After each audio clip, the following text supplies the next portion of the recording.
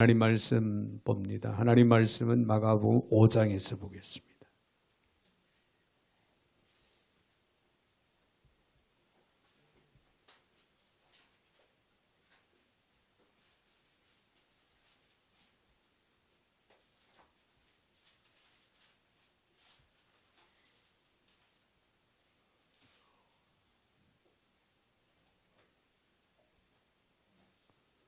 마가복음 5장 15절 또 20절까지 제가 받들어 봉독 열리겠습니다.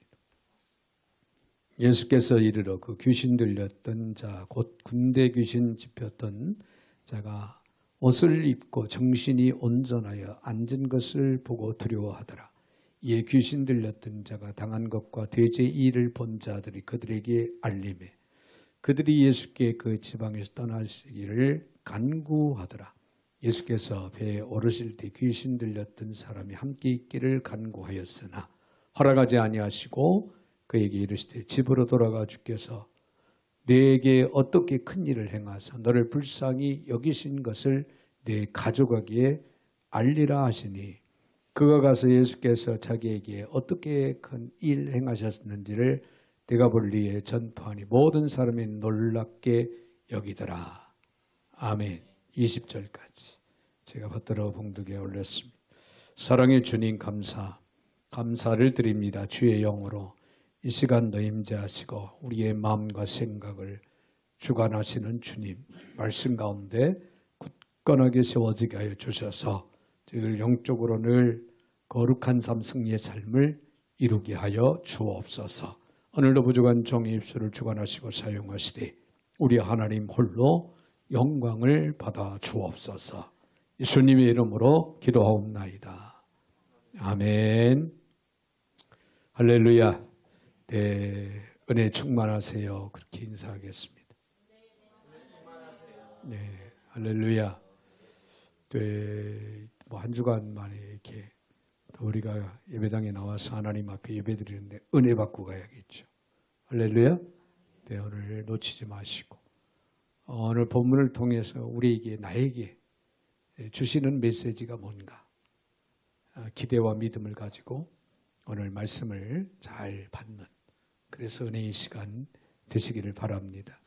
한국 사람들은요 옛날부터 삶의 근거로서 무엇보다도 내 집을 소중히 하겠습니다. 집을 그래서 장만하기 위해 결혼을 하면은 우선 집을 장만하려고 부부가 가족이 애쓰고 노력하는 그런 그런 모습들을 우리가 보게 되죠. 아마도 우리나라는 농경 문화 때문에 그렇지 않을까.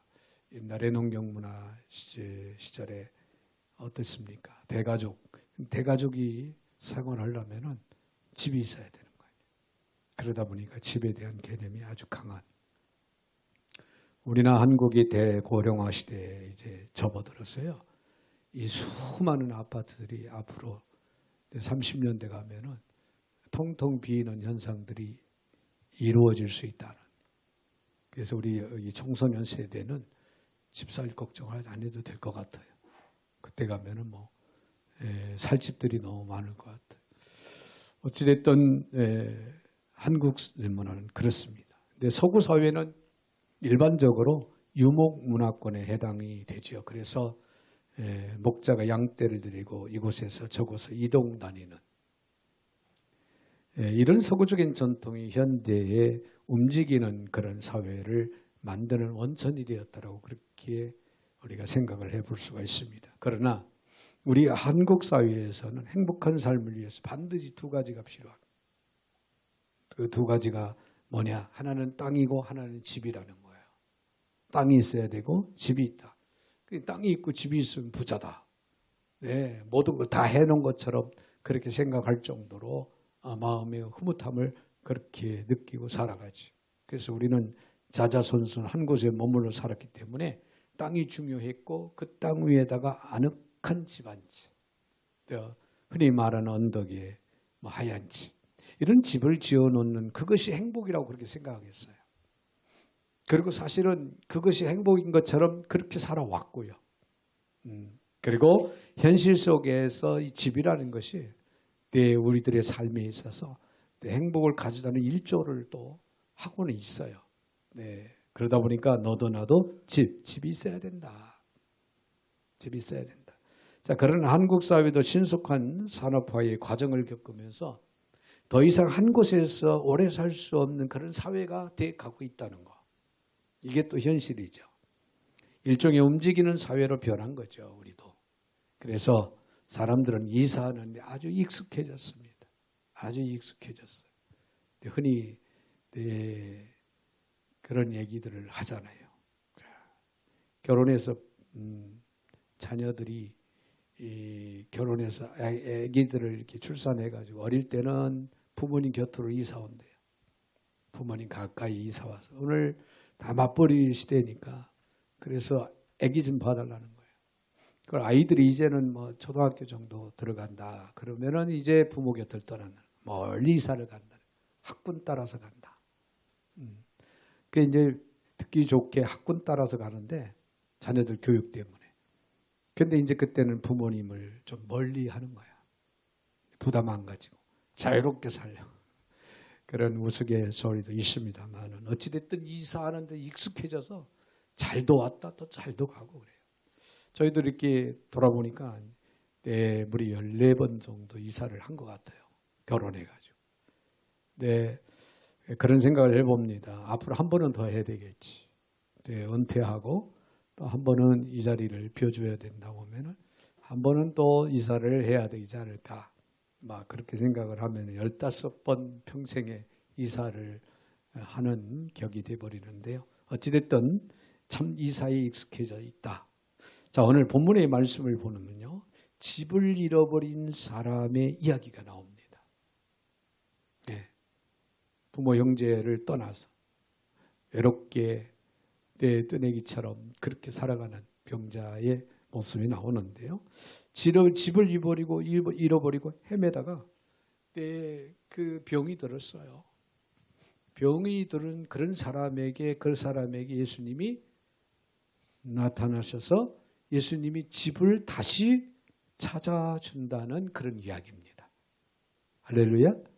그런 이야기가 오늘 본문의 이야기예요. 자, 집을 잃어버린 병든 현대인들이 어떻게 다시 집으로 돌아갈 수 있을까라고 하는 질문을 우리는 여기에 던져볼 때 오늘 본문에서 주어지는 교훈의 말씀을 통해서 집을 다시 찾는 귀향하는 그런 은혜의 축복이 있어져야 되겠다.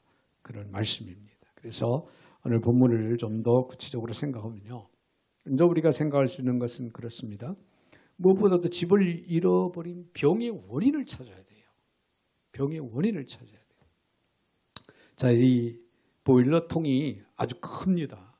아주 커요. 그 통만 해도 한 250만 원 그렇게 가는데 밑에서 물이 새는 거예요. 맨 밑에서 뚝뚝 물이 떨어지는 계속 여기저기서 대여섯 군데서. 그래서 처음에는 참 이 보일러통을 건들 수가 없잖아요. 엄청나게 크고 보일러기 때문에. 그래서 그 밑에서 흘러나오는 그곳만 제가 계속 이렇게 떼우고 강력 테이프라고 요즘에 이제 물 삐져나오는 것도 막는 테이프를 사가지고 붙여보고 해도 이게 안 되는 거예요.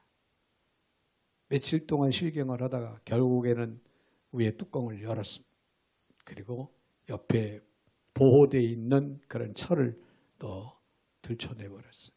그랬더니 그 원인이 맨 위에 모서리, 이 동그란 모서리에서 이게 새는 거예요. 거기서 새서 흘러 내려가는 거예요. 그래서 밑으로 새는 건데 밑에서 아무리 막으면 뭐예요? 위에서 흘러서 또 고일 텐데. 원인을 찾고 나니까 그 모서리를 제가 임시방편으로 운동하는 그 밴드가 있어요. 굵은 밴드를 사서 그 밴드를 감을 수가 없으니까 이렇게 옆으로 2번 강하게 당겨서 그렇게 붙여놨더니 일단 물 새는 것은 멈췄어요. 원인을 알고 보니까 해결이 답이 나오는 거예요. 일단 전체적인 위에 부분이 부식이 많이 돼서 쇠가 많이 떨어져 나가서 위험도가 있어서 교체를 하지 않으면 안 되는 상황이. 자, 원인 4장에서요. 마가복음 4장에 예수님은 제자들과 배를 타고 갈릴리 바다를 지나가다가 뭘 만나냐면 광풍을 만납니다. 광풍. 자, 그들은 예수님의 도우심을 얻어서 갈릴리 바다를 건너서 데가볼리의 작은 이방인 고을인 이제 거라사라고 하는 그 지역에 도착을 하지요. 그런데 그들이 이 지역에 도착하자 이번에는 광풍이 아닌 광인을 만납니다. 귀신 들린 자. 여러분, 귀신이 들리니까 집에서도 생활 못하고 가정에서 정상적인 생활도 안 되고 보통 이제 뭐 공동묘지 이런 데서 노숙자 이상으로 씻지도 않고 그러고 살아가는 거예요. 귀신에 사로잡혀서. 여러분, 귀신에 사로잡히면요 내 인생은 끝나는 거예요. 광인이 돼서 인생이라는 삶에 이제 소망도 없고 고통 속에서 살아가는. 자, 정신과 의사들은요 오늘 시대를 살아가는 현대인치고 정신적인 문제에서 자유한 사람은 아무도 없다, 그렇게 진단을 내리고 있습니다. 정신적인 문제예요. 여러분, 정신적인 문제 이거 심각한 거 아닙니까? 네, 정상적인 환경 여건에서 생활을 하는데도 정신적인 문제 때문에 고통 속에서 헤어나지 못하는 그런 사람들이 많이 있는 시대예요, 지금. 우리는 모두 정신적인 스트레스 노이로제에 시달리고 있는데 거기에서 자유한 사람은 아무도 없다? 나도 예외일 수는 없다. 그런 얘기가 되게 돼요. 저마다 남모르게 가슴앓이를 하며 살아가고 있는 이것이 바로 현대인들의 모습이에요. 나나 할 것 없이. 우울증세, 이것도 정신적인 질환의 일종의 하나에 속하는 거예요. 자, 극단적이긴 하지만은 마가복음 5장에 나타난 주인공의 모습은 이 시대를 살아가는 우리 모두의 자화상이 아닌가, 그렇게 생각을 조심스럽게 해볼 수도 있습니다. 자, 그는 어떤 사람이었습니까? 오늘 본문에 나오는 사람 3절에 있는 말씀으로 것으로 보면요, 그 사람은 무덤 사이에 거처하는데 이제는 아무도 그를 쇠사슬로도 맬 수 없게 되었다. 쇠사슬로 묶고 놔도 다 풀어 헤치고 다 끊어버리고, 이 귀신이 역사하니까 쇠고랑이도 다 풀어 헤치는 거예요. 무서운 거예요. 엄청난 겁니다. 자, 그는 무덤에 살고 있었다는 거예요. 공동묘지에서. 살기를 포기한 인생이고 살아도 죽은 것이나 다름없는 사람들을 가리킬 수가 있죠. 이런 경우에 아무도 그를 다스릴 수 없어요. 묶어놓을 수는 없어요. 강력한 외부의 힘에 의해서 지배를 받고 살아가고 있다는 거예요. 뭐에 지배를 받아? 귀신의 지배를 받고 있는 거예요. 사람들이요,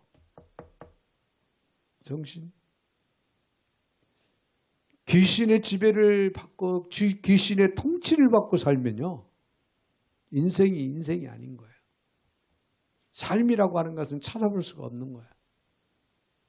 여러분, 영적인 얘기 무서운 겁니다.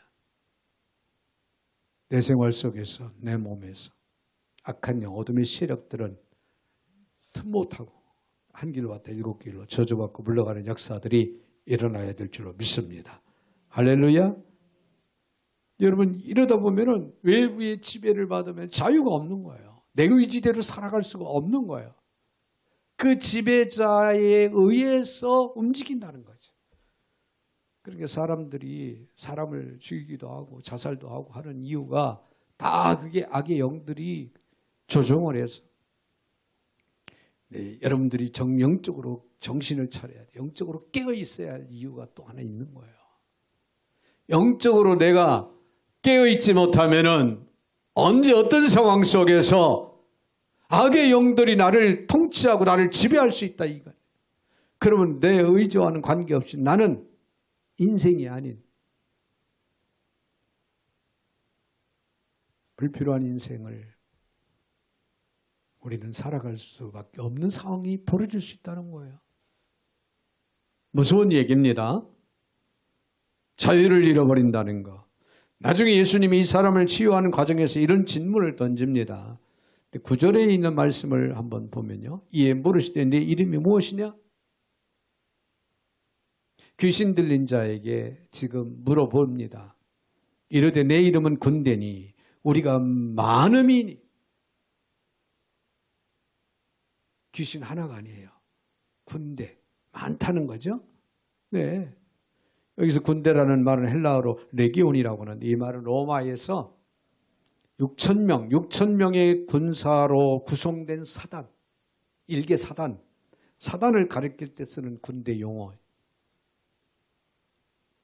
그러면 이 말을 의지해서 생각을 해본다면 어떤 학자들은 아마도 이 사람은 귀신이 6,000마리 정도 됐을 거다. 그렇게 6,000마리가 지배하는 그런 인생을 살아가고 있다. 뭐 상상을 초월하는 얘기지요. 자, 그런데 어떤 사람은 2,000마리라고 주장을 해요. 그것은 나중에 돼지떼로 이제 들어가죠. 귀신이 주님이 명령해서 나가라. 그러니까 돼지떼로 보내달라고 그래서 돼지떼로 보냈는데 거기에 숫자가 2,000마리가 되었더라. 돼지떼가 2,000마리가 됐더라. 이걸 근거로 아마도 귀신이 2,000마리나 되는 악령들이 다수의 악령들이 그를 괴롭혔을 것이다 라고 그렇게 이야기를 하는 경우도 있습니다. 자, 이 사람은 영혼이 갈기갈기 찢겨나간 채로 다른 힘에 의해서 즉 귀신의 지배를 받고 있었다는 거예요. 여러분 상황을 한번 생각해 보세요. 얼마나 그가 고통스럽고 얼마나 안타까운 상황에서 그가 살아왔는지. 자, 오늘날에도 이처럼 정신이 분열된 채 자신이 아닌 다른 사람이 되어서 자기 의지와는 무관하게 엉뚱한 불필요한 인생을 살아가는 그런 경우들이 참 많이 있다는 거예요. 이걸 영적으로 집을 잃어버렸기 때문에 그런 현상이 나타났다. 자, 오늘 5절에 있는 말씀을 한번 다시 본다면은 이런 말씀이 나옵니다. 밤낮 무덤 사이에서나 산에서나 늘 소리 지르며 돌로 자기의 몸을 해치고 있었다. 여러분, 이 말씀을 듣고도 졸음이 와요? 정신 못 차린 거예요. 졸음이 오면은. 지금 귀신이 나를 지배할 수도 있다라고 하는 그런 이야기인데 정신이 바짝 들어야죠. 한밤중에 깜깜한데 바스락 소리만 나도 여러분 정신이 바짝 들죠? 그렇죠? 왜 그래요? 무서워서 그런 거예요. 무서워서. 근데 지금 여러분 하나도 무서워하지 않는 거예요? 아침을 잘못 먹은 거예요, 그러면. 무서워해야 돼요. 이런 말씀만 들어도 정말 무섭구나. 무섭다고 느껴지면 아멘. 뭔가 무서워요. 하나님이 우리 아버지가 되시는데. 무섭지 않아요. 그렇게 느껴지면 아멘. 네, 이것도 저것도 다 아멘. 할렐루야. 저는 이것이 영혼의 고향이 되는 하나님의 품을 떠난 죄인들이 맞이할 수밖에 없는 보편적인 최후라. 그렇게 이야기하고 싶습니다. 하나님의 품을 떠난 자들은 이와 같은 상황이 벌어지고 이런 최후를 만날 수 있다는 거예요. 그래서 무섭다는 거예요. 이런 사람이 집으로 돌아가기 위해서는 먼저 내가 걸린 병을 생각보다 심각하구나. 그걸 깨달아야 돼, 먼저. 그리고 하나님을 떠나는 것은 정말 무서운 것이다. 이걸 깨닫는 은혜가 있어야 됩니다. 할렐루야. 할렐루야? 네, 그렇습니다. 하나님을 떠난 내 인생의 결말은 참으로 비참하구나. 상상을 해보세요. 귀신의 지배를 받아서 집을 나가서 내 인생의 삶을 정상적으로 살아가지 못하고 무덤가에서 노숙자 이상으로 그 고통 속에 살아간다라고 생각을 한번 해보세요. 얼마나 비참한 인생을 살아가는가. 여러분, 이 사실을 깨닫는 것이 바로 귀향의 시작입니다. 할렐루야. 깨달아야 돼.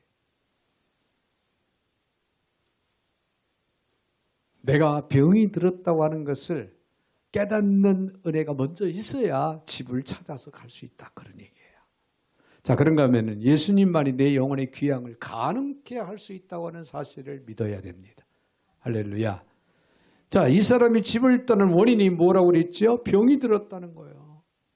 그런데 이 병은 스스로 나을 수 있는 병입니까? 아니, 스스로 나을 수가 없는 것이 그게 문제입니다. 치유의 희망이 없기 때문에 더욱 문제라는 거예요. 이제 불가능의 상황 속에서 누가 등장합니까? 예수님이 등장합니다.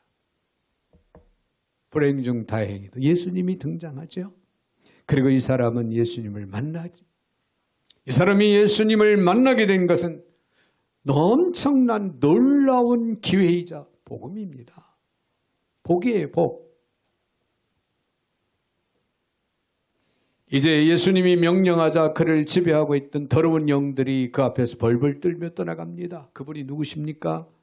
말씀 한마디로 자연을, 만물을 창조하시고 지으시고 다스리시는 뿐만 아니라 영들의 세계를 통치하고 지배하는 분이에요. 그렇기 때문에 귀신들도 전능하신 하나님 앞에서는 벌벌 떤다는 거예요.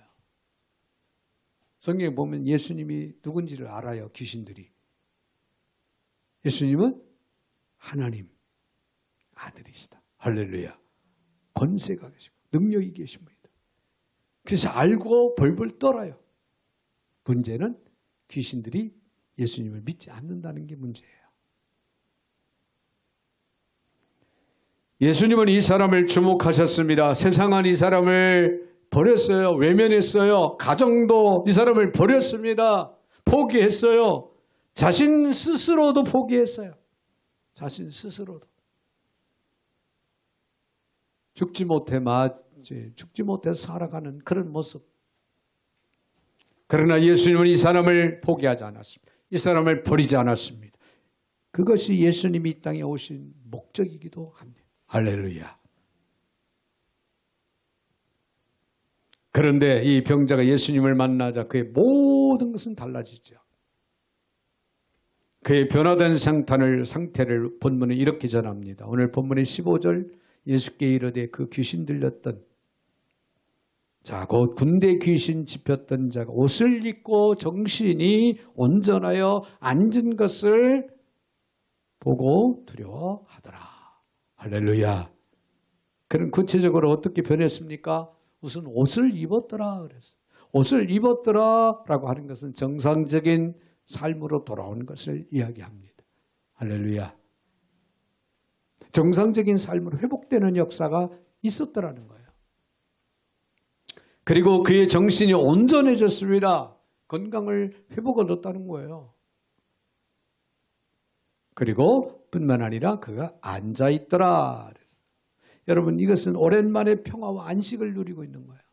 참 평안이 그에게 찾아온 거예요. 할렐루야.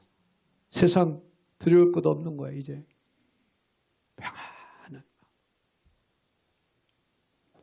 그런 새로워진 겁니다. 무엇보다도 놀라운 사실은 그가 자유로운 존재가 되었다고 하는 사실입니다. 자유로운 존재. 무엇으로부터 자유하게 됐습니까? 악의 영으로부터, 귀신으로부터, 자기를 지배했던 귀신으로부터, 악령으로부터 자유한 거야 이제는. 그 누구도 그 무엇도 그를 괴롭힐 수 없고 그를 통치할 수 없고 그를 힘들게 할 수 없는 자유. 이 자유를 얻은 거예요. 여러분, 자유는 먼 곳에 있는 것이 아닙니다. 자유는 하나님과 함께하는 그 자리에 있다고 하는 사실을 여러분 믿으시기를 바랍니다. 이처럼 그리스도를 만나 성령으로 새 사람이 되면은 사탄의 세력에서 벗어나서 파멸의 길에서 돌이키게 되고 수치스러움을 이제는 갖지 않게 되고 모든 감각이 다 회복이 되어서 정상적인 영적인 삶을 살아가는 그런 영의 사람으로서의 삶을 살아가게 된다는 거예요. 어떻게 할 때? 예수님을 만날 때. 할렐루야. 여러분, 예수 안에 내가 거하는 삶을 살고 있으면 아멘. 내가 예수 안에서 살아가고 있다는 것 자체가 자유고 그 자체가 복이고 그 자체가 평안입니다. 할렐루야. 할렐루야. 왜? 악으로부터 외부로부터 나를 감히 내 생명을 지배하거나 통치하지 못한다는 거지. 오직 성령께서 할렐루야 나를 통치하시고 나를 보호 인도하시고 계시다는 거야. 자, 이렇게 주님은 이 사람을 고치셨습니다. 예수를 만난 것은 그에게 구원이었죠. 동일하신 예수님은 지금도 우리의 구원이십니다. 우리의 평안이시고 안식이라는 거예요. 예수님만이 지금도 거리에서 방황하는 영혼들에게 집을 찾아줄 수 있는 위대한 분이라는 것. 그분을 만나는 자마다 고향으로, 집으로 귀향할 수 있다는 사실. 우리는 이 사실을 확신하시고 많은 영혼들을 주님께로 할렐루야 귀향시키기 위해서 주님을 만나게 해줘야 된다. 자, 예수님이 먼저 그의 집의 온전한 주인이 되셔야 된다고 하는 가르침을 또 한 가지 우리가 받아야 됩니다. 집에는 사랑하는 가족들이 있습니다. 할렐루야. 네, 그렇습니다. 사랑하는 가족들.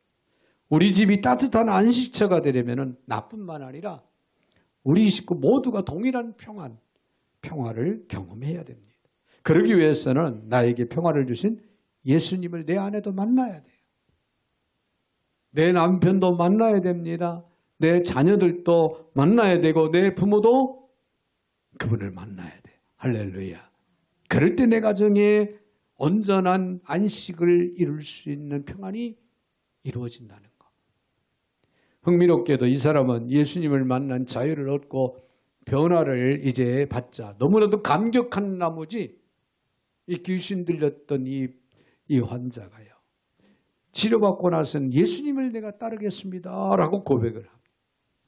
아, 이제는 내가 주님을 따라 주님이 가시는 곳에 나도 가고 주님이 하시는 일에 나도 하고 주님이 기뻐하시는 일을 위해서 내가 열심히 하겠습니다.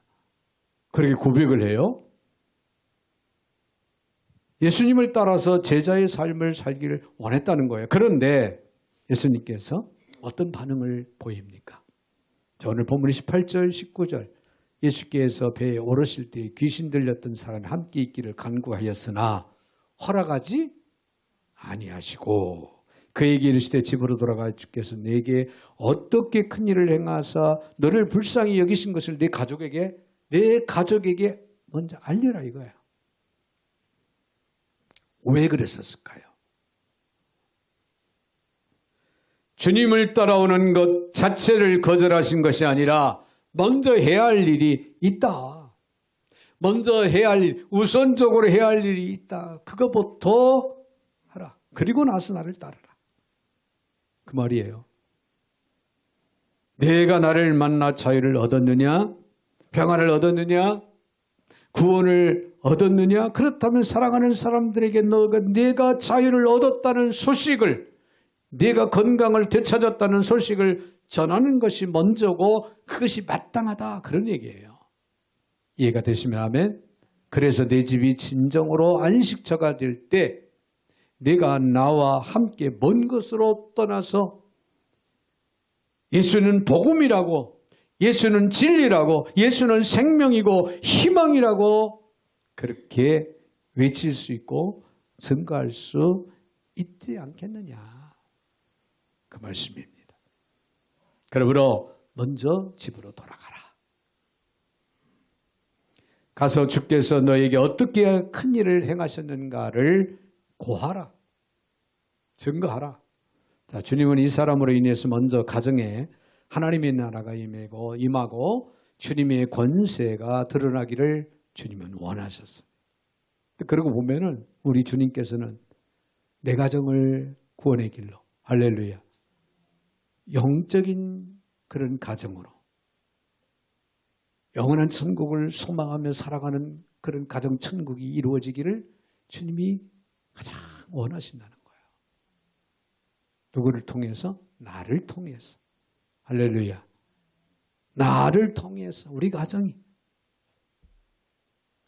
전도나 간증에 대한 가장 직설적이고 단순한 정의는 다른 게 아니에요. 주께서 나에게 어떤 일을 행하셨는지를 이야기하는 거예요. 주님이 금년에 2024년도에 나에게, 우리 가정에, 우리 교회에 어떻게 하셨는가. 여러분 돌아보면은 저는 개인적으로 기도 제목을 송구영신 예배 때 기도 제목을 써내잖아요. 그것을 금년에 이제 2024년대 목회 계획 속에서 이 일은 반드시 시행할 것이다. 목표를 세운 것을 금년에 하나님이 다 해주시는 거예요. 사실 이 보일러까지도 마음에 두었었고 그렇게 생각을 했는데 이것까지 이렇게 또 하나님이 해결해 주실 줄은 몰랐어요. 심리적인 부담을 많이 가졌어요. 보일러 때문에. 겨울이잖아요. 겨울이고 또 이거는 덩치가 크잖아요. 심리적으로 부담을 좀 갖기는 했는데 그래도 하나님 은혜 안에서 잘 마무리가 된 걸 생각하니까 너무 감사한 거예요. 근데 내년에도 이제는 다 했다 싶은데 내년에도 또 할 일이 있더라고요. 그래서 제 마음속에 이미 결정을 하고 송구영신 예배 때 내년에 해야 할 큰 목표를 또 적어내야 되겠다. 그렇게 생각하고 있습니다만. 근데 이것을 그대로 이야기해 주는 거예요. 하나님이 이렇게 하시더라. 이게 전도입니다. 할렐루야. 여러분 어려워요? 쉬워요? 쉽지 않습니까?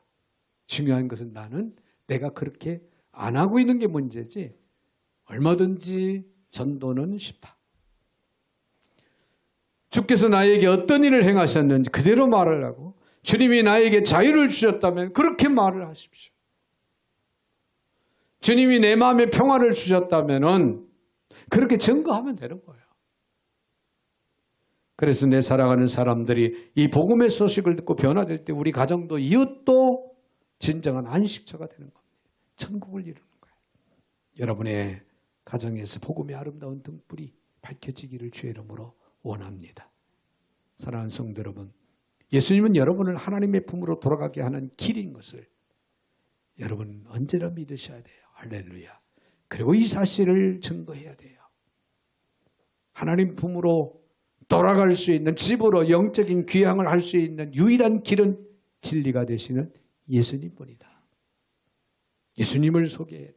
예수님을 증거하고 예수님을 전해줘야 돼. 예수가 소망입니다. 예수가 구원이시고 예수가 우리에게 참 자유를 주시는 자유입니다. 우리가 돌아갈 길이 되시는 예수 안에서 이제 더욱 새로운 삶을 살아가는 저와 여러분이 되시기를 주님의 이름으로 축원을 드립니다.